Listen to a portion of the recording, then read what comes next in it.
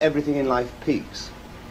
I mean, we peak, beauty peaks, everything peaks, then goes downhill. So the secret of cooking is to understand when to stop cooking. It's not a recipe, it boils down to understanding more than anything. Simplicity has been always the secret to everything.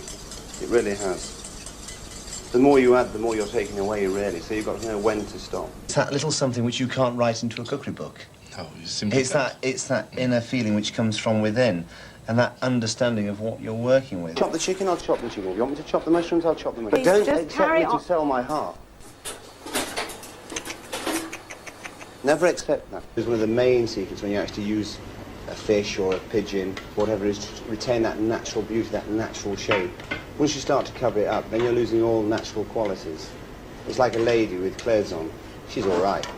You look at a beautiful lady with no clothes on, she's far nicer. So never cover it up. Gavroche is the most honest restaurant in the country, and that's why that's why I know, that's why Gavroche is 3-star. I look you know that. I look so rough, it's unreal. The job has carved my face. With the stress, with the hours, with the tension, with the pressure. I believe that we live in a world of refinement, not invention. I don't think you can reinvent. You can refine cuisine. But let's not forget, you can refine something too much. You make a souffle too light, it'll collapse. I was born into a council estate. Getting a job at the Hotel St. George was my passport to escape the world that I was born into, to start a new world.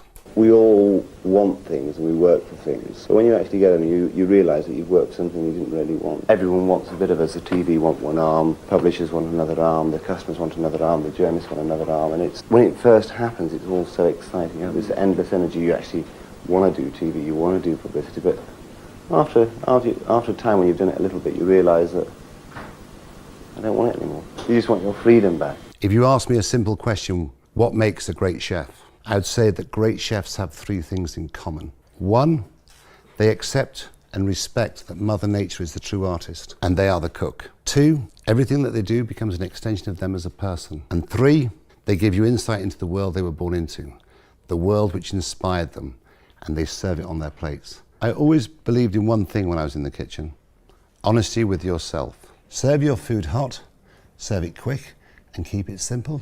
Allow Mother Nature to be the true artist. Allow her to do the work. You're just the cook. And when you accept that in life, then life changes. Because like artists, when they're young, they tend to overwork it. They've been given all this information, all this knowledge, all this skill, and they feel they have to use it. But if you look at the great chefs, the great artists, they make it look so simple, don't they? And the most important aspect of any restaurant is the environment we sit in, not what's on the plate.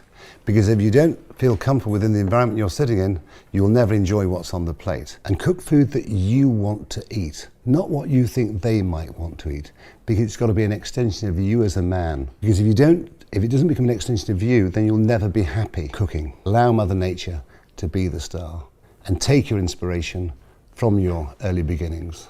Working hard was the greatest painkiller I could ever have taken, and I feared that I would die before I achieved what I felt was within me. It's about luck.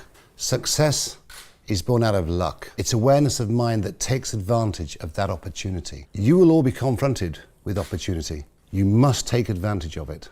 Because if you don't take advantage of your opportunity, you'll never realize your dreams.